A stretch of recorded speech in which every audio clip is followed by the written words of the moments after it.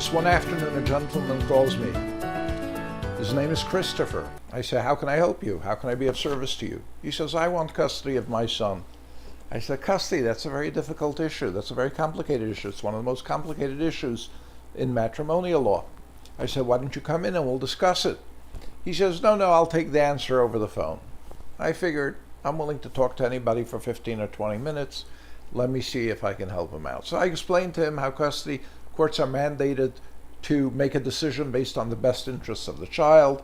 I asked him, what's your son's name? His son's name is Christian. His wife's name is Christina, clearly a nice Jewish family.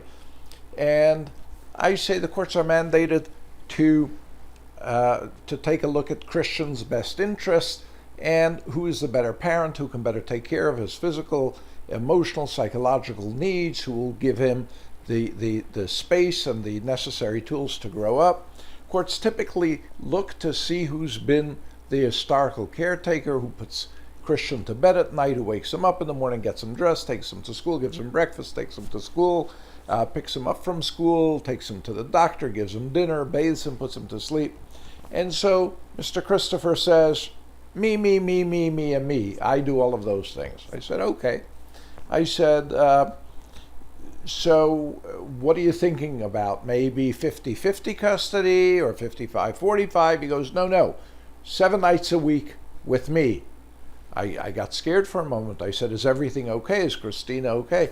He goes, yeah, she's fine. She's a New York City public school teacher.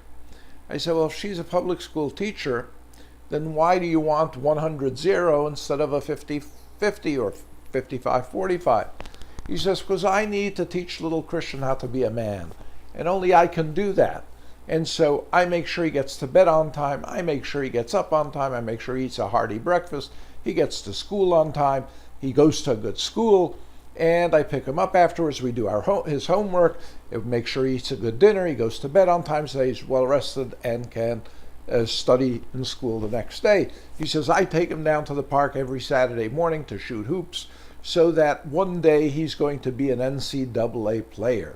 And so I need to teach him how to be a man, and only I can teach him how to be a man, and so I need to get custody of little Christian. I think for a moment, and I said, well, Mr. Christopher, maybe the way to teach little Christian how to be a man is to show him how a man wins his woman back. And there's deathly silence on the phone. And after a while he says, wow, Mr. Steinberger, I hadn't expected that. I didn't think of that. I'm going to have to go rethink this and figure out where I'm going with my life. Now, he never called me back. So either he put the family back together again, or he realized, or he figured he doesn't need a wise-ass lawyer.